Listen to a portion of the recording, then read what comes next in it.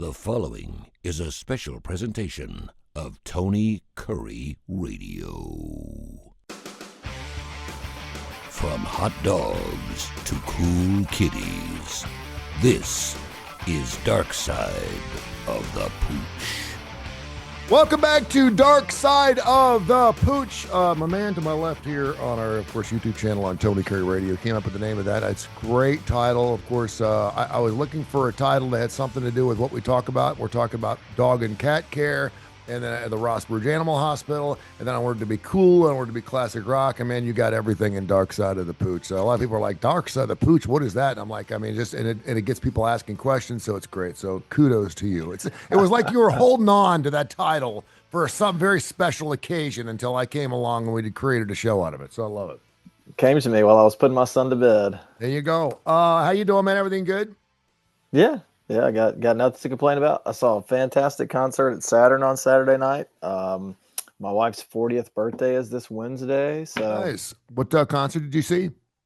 A guy by the name of MJ Linderman. He is closer to my son's age than me, and that hit me like a ton of bricks when I was in the venue, and I was like looking at his Wikipedia. I was like, oh, he's 25. Oh, he's closer to my son's age than me. Wow. But so that was kind of surreal. But he's like a kind of an indie, kind of almost like if you like Dinosaur Jr., that kind of cult, kind of fuzzy alternative rock band in the 90s. Think about that mixed with steel guitar. He's got a great sound. Wow. Okay. I was thinking about you in several ways. First of all, last night on the Grammys, the Beatles won a Grammy last night.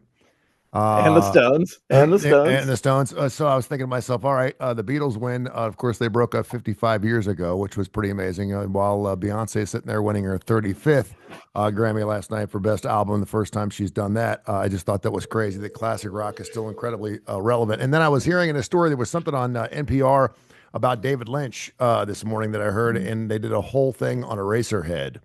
I have not seen that movie. I know that you probably have. Many times. And how the first time it came out, you either had to see it again, or you were like, what in the hell did I just sit through? I'll never want to see it again. So you were either a Lynch fan or not right off the get-go. But it was a cult favorite like the minute it was released as a black and white. So good. I have not seen that, so it made me want to go see it.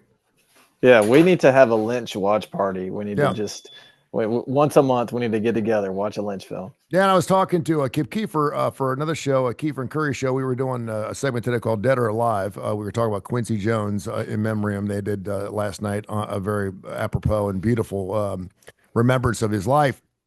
And somehow we started talking about Blazing Saddles. And we were like, both of us, like, I haven't seen Blazing Saddles like in a long time. So maybe I have to do like a Eraserhead Blazing Saddles. That would be a hell of a duopoly right there, wouldn't it? That's a double feature for the ages. That is a double feature for we have to find a drive-through to get that bad boy going on. All right, I recommend watching Eraserhead first, and then Blazing Saddles can erase all of your bad dreams. There you go. That you would have. Info at TonyCurryRadio.net. Info at TonyCurryRadio.net. We got some email questions we'll get into. Of course, you could always hashtag or slash and put Darkside right after that, so I don't have to go fumbling through a bunch of emails because we do 18 different shows here on Tony Curry Radio, but I'll find the stuff, and I always do. We got a couple of interesting questions we're going to get into in here in just a few minutes. First thing is 208-0301 Rossbridge Animal Hospital is where you're at out there. Beautiful Rossbridge, and of course, RossbridgeVet.com is your website. Anything interesting happened since the last time we spoke? By the way, people love when we talk about movies and classic rock. I get all these emails talking about, I tuned in and I heard you guys talking about David Lynch for a half an hour. And I'm like, yeah, that's what we do. We talk about different things that are interesting to us. There's only so many questions we can ask about, Fido and Keycat, but anything interesting happened at the store the last few days that you want to share with our listening or viewing audience? Well, I mean, we had every time you ask me this question, like sometimes I wonder, have we talked about this before? But I don't think that we've ever really just kind of talked about chronic kidney disease that happens as dogs and cats get older. Basically, what happens is you're going to start to see your pets urinate more frequently and maybe even drink more water. Might start to lose a little bit of weight and might start to get where they have GI problems like Mm-hmm. vomiting and stuff like that. So we see that pretty routinely, and it's fresh on my mind because we diagnosed a dog with most likely chronic kidney disease this morning. And the best thing to do is to, every year when it's time for your pet to come in, if it's 6 years or older, have some blood work run on it, because that's how you figure it out. And the earlier that you catch it, the longer that they can live, because there are things we can do to protect the kidneys, like change their diet, put them on certain medications. So, if you've got an older pet and they're drinking more water and peeing more than they have in the past, and put that on your radar. At what age we talking 10, 12, 8, 9? When you say older, what are you saying? This dog was 13, close to Okay. 13. Gotcha. And it's Boston, so its life expectancy is maybe 15. Yeah. So towards the end of their life, but we can I'm make the end of their life better.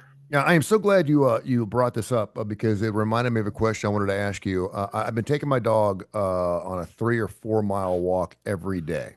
Okay, it takes about an hour and a half, 2 hours. It gets me out, gets me exercise. He's loving it. It's been great for us. Even when it rains, we take him on walks. And obviously, I give him water during the walk. I'll take a couple bottles of water. Unless we're walking around a lake, then I'll let him get in the lake and drink the lake water, whatever. Is there any reason why I should never let him drink water if he's thirsty? And the reason I ask is I know when he drinks water, he's going to pee. And then I'll give him a really long walk. He'll come home, he'll drink a gallon of water, and then I let him outside. And then obviously he comes back and he's still thirsty. Should I pick up the water bowl? Is he going to be okay for the night? Or do I just allow him to drink himself out and just have to take him back out again? Well, I know you lift your water bowls. And if you don't lift your water bowls, if you don't want your dog to pee in the house, don't let him have any pee in them. So, yeah. you just don't let him drink water whenever they want. But it seems like he only drinks water when he's really thirsty. Your thoughts? Well, I'll go back to the first thing that you said. You let him drink out of ponds. Yeah. So that's the first thing that grabbed my attention. In the springtime, man, today it feels like spring is here, and it's like February 3rd. I know. But springtime is coming, and in that time, sometimes ponds can get this algae bloom. It's blue-green algae, and it can shut down a dog's liver in a few hours. Okay. Yeah, and you can normally see it in ponds. It's just algae blooms. Yeah. Now, not all algae blooms are hepatotoxic, meaning toxic to the liver. Does it help if the water's running? Because I usually walk him to the Gob River. It's right there by Chase, and so I make sure the water. I usually don't like him to drink something that's stagnant, but if it's running like puddles and stuff, I don't let him drink out of the stuff. But if it's running water, I feel like he's probably okay.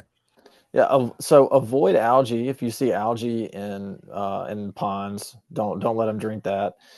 Any kind of, really any natural water. There's a possibility that it could have something like Giardia in it. And Giardia is just it's almost like a pseudo parasite. It's kind of like a hybrid parasite bacteria, and it can give them really bad diarrhea. And hikers and stuff get that too from drinking like water from streams. You hear about these people that are maybe not the most seasoned hikers, and they think they can just, oh, look, there's a stream, it looks okay, let's drink it. And then if you're out on a long hike, if you're going to spend weeks on the Appalachian Trail or something. You want to talk about a great way to die. Drink natural flowing water and get Giardia and get dehydrated and die in the wilderness. So, I don't want to be like overprotective and be, someone who just probably takes too much precaution, but I would caution anybody to not let their dog drink any natural occurring water outdoors if possible. Yeah, you ain't no Bear Grylls, man. You ain't no fun here. What's going on with you now? You can't boil it, right? If you boil water, sure. Okay. Is there a certain amount of time you have to boil it? Just once it bubbles, you're good, right? That I do not know. I don't know the answer to that. I'm going with that. I think once it boils, I think when it boils, it's dead. I would think the longer you boil it, the safer you are. I had to laugh. I took him for a walk last week, and there's a patch of grass it's really dark green grass. It's pretty tall, and he eats the same patch of grass every time we go for a walk. We go down the right hand side of this lake, and it's just it's they don't cut the grass there. So it's just, and he loves this long grass. And so he'll sit there and he'll chew it. And of course, you and I have had a million conversations on why do dogs eat grass? Is there a reason why they eat the grass? Do they like eating grass? I've noticed he's been eating poop lately, which is really strange. I don't know why he's never been a dog poop eater, but lately he's been sniffing out dog poop. So I have to be careful. But he eats this grass. And so I walked him for about 6 miles and we go pretty slow. And we sit, and we rest, but it's not like I'm running him hard. He's pulling me the whole way. And we get in the car and he lets out this I don't even know what it was. It was like a burp. Something came out of his stomach and and this patch of grass, like about the size of my head, just came out and just came out of his throat, like all at once. It was cool. It was like I could have laid some on my lawn, man. Seriously, it was almost like a foot of Georgia or something like that. They all came up in one thing and just landed. And I just picked it up and threw it out the window like it was already processed and stuff. It had no spit or anything on it. It was the most wildest thing I ever seen, but I'd never seen that much stuff come out of him at one time. And then he was fine. He just was kind of like, hey, no big whoop, I'm ready to go. But He's been storing that grass in his stomach for a month. oh, dude, it was wild. It was crazy. All right, we have a couple things I want to get into here, some email questions. But first, I want to ask you this question. Medical director of Good Heart Animal Health Center. It's out of Colorado. They've created a brand new medication that is supposed to help our dogs live a longer life. Primarily, this is for bigger dogs for metabolic inefficiencies, which can make dogs, I guess, die at an earlier age. And they're doing placebo studies right now, and I think they've got like 1,200 dogs. They're actually doing the study all around the United States. And if they're thinking within by the end of the year, they'll know if this drug actually works. Of course, you have to work it out because it's been going on for years. Because you have to know how long, much longer. I mean, if a dog lives an extra month, it's not really worth it. It has to see how much longer. But evidently, they're believing it can add maybe a couple of years to the life of a dog. And of course, this article's like, any second longer with our animals would be wonderful. And I'm kind of going. And so I'm a little like. Be careful what you wish for. I don't know if we need to bring back the woolly mammoth. I really don't. I think it'd be really cool to see, but I don't know if I'd want to see a herd of woolly mammoths again. I just don't know. They died for a reason, and it's God's plan. And so dogs live between 10 and 14 or 15 years old. Once in a while, you get an 18-year-old. Once in a while, they die when they're 6. It's part of life.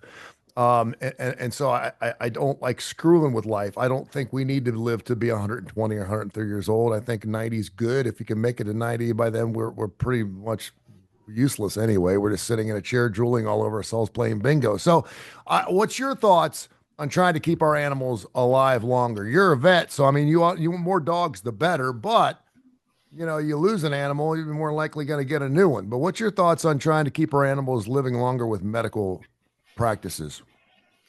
I think if it's good quality, then it's great. I think that if it's bad quality, then it's not so great. If the dog is having a lot of medical problems and being a burden on its owners, and with that comes kind of the deterioration of the bond that they've created. Which the main reason we have pets is for that human animal bond. And so, if it can give them good quality for longer, then that's great. But I think that I don't know enough about this thing. Yeah. We were talking a little bit about it before the show, and there are a lot of people that make a lot of money in the animal industry, and if things are worth selling and things are worth buying, then there are going to be people out there that will come and knock on your door to sell it. Yeah. And I haven't heard about this from anyone. And normally it's either too early to know if it's going to work, too early to know if people are going to pay for it, or it ain't worth doing. It ain't going to be cheap. I mean, there's no way it can be cheap. I mean, we're paying $1,000 a month for Wegovy, for God's sakes. We're going to be paying a lot more than that to keep it. And I'm assuming it's something you're going to have to give your dog every month, like a heartworm tablet or something. If you miss a month, you probably, that's kind of silly. I saw a commercial today for was it Dr. Marty's? Have you seen this Dr. Marty's dog food now? What the hell's going on? There's it's have you seen it? You know what I'm talking about? Dr. I think, Dr. yeah, Dr. I've Marty's seen it. nourishment dog food. It's the Yeah, I've same seen it. thing. So we're already going back to the kibbles. We're already getting it looks like dog food. It's standard dog food. It's the same color. It doesn't look like the stuff in the refrigerator. It doesn't look like vegetables or meats or anything. It looks like dog food, but yet it's supposed to be like the purest form of it's like it's called Dr. Harvey something or other, Dr. Daryl something or other. And it's this old dude that used to be a veterinarian is making these bags of dog food. It's I've heard this. about it. Have you heard about it? It's supposed to be I've like heard about it. special dog food. I'm like, oh my gosh. Yeah, I've heard about it. I think he had some. He had something happen with one of his dogs. I think it was. I think it was copper accumulation. So labs are really prone to this thing where there is copper in dog food. Mm-hmm. And so labs are real predisposed to eating, that, and then that copper, it's called copper storage disease. And so the copper accumulates in the liver Yeah. and it can cause a lot of problems. And I think this guy's story, if I'm remembering correctly, that he's a veterinarian and his own personal lab died from this. And so it kind of sparked this, food for him. So Yeah. there you go. Yeah, I saw a commercial for it today. I was like, what is this stuff? What? And it came up like on CNN or something. I was like, what? By the way, our show today, Darkside the Pooch, brought to you by Sasquatch Toys and Comics. Seth and his entire crew, they opened up a year in October. As a matter of fact, they have a wonderful store down there in Citation Lane down there in Homewood. They do all kinds of comics, unopened toys in the box, Legos, Star Wars, Battlestar Galactica, you name it. They've got watches. They got all kinds of jewelry, all kinds of cool stuff down there. And also, of course, Ed's Pet World still remains open down there in beautiful Homewood. As a matter of fact, I'm going to stop down there in the next couple of days, get some chinchilla food and get myself a rat for my boa constrictor. But they got all kinds of wonderful things down there, exotic pets at Ed's Pet World and Sasquatch Toys and Comics. Info at TonyCurryRadio.net. Pete in Birmingham wants to know, why does some dog poop turn white? Oh, it's diet related. Maybe it's maybe they've eaten something around the house, or maybe it's something in their food. You know what's weird is I don't remember. It's so weird that you bring that up because I remember seeing lots of white dog put up north, but I don't remember seeing dog. I don't think I've seen a white turd since I've been here. Yeah, I mean, it has to do with what they eat. Whatever. And I'll be honest with you, I don't know exactly what turns it white, but what goes in comes out. It doesn't. My doesn't happen with my dog, but I've seen it in the South, so it's not just a northern thing. But it doesn't necessarily mean there's something wrong, but it's something that they're eating that's doing it. And it makes it a lot easier to pick up too, because when it turns white, it's like it gets harder, faster, like it almost mummifies. It's like dust too. It's like dust. Yeah, I mean, you can grab it too hard, it'll blow up on you. It only takes about a week. If it's not raining, you can just kick it out in the streets. It's great.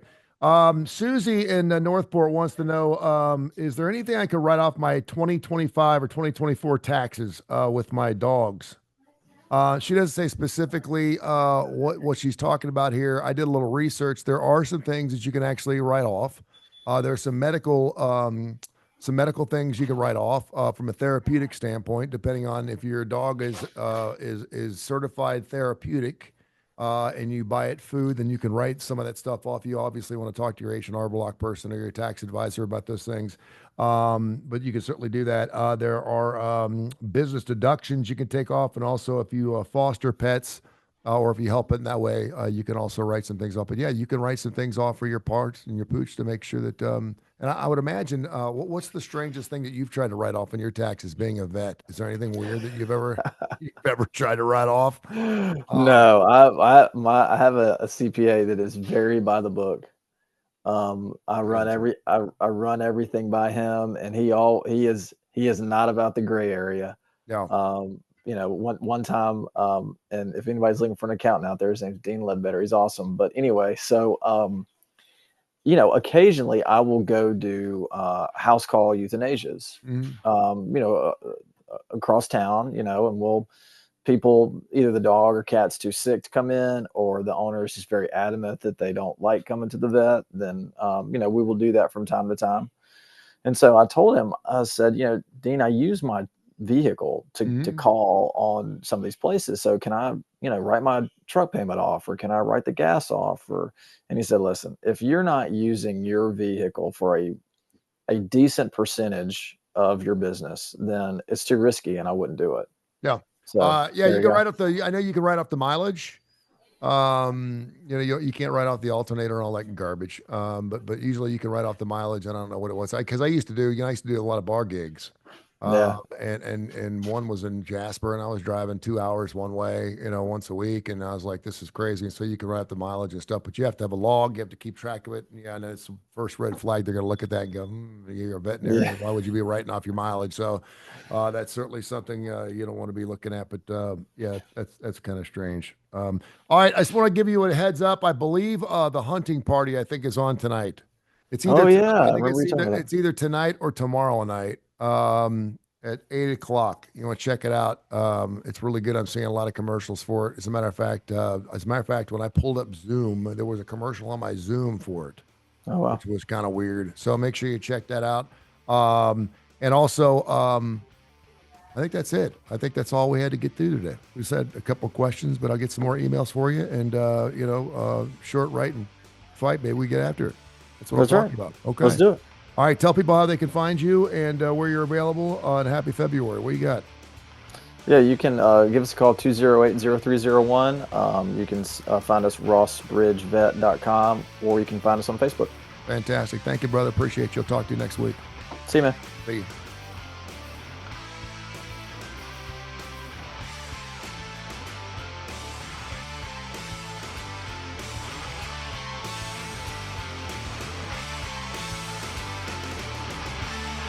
This has been a special presentation of Tony Curry Radio.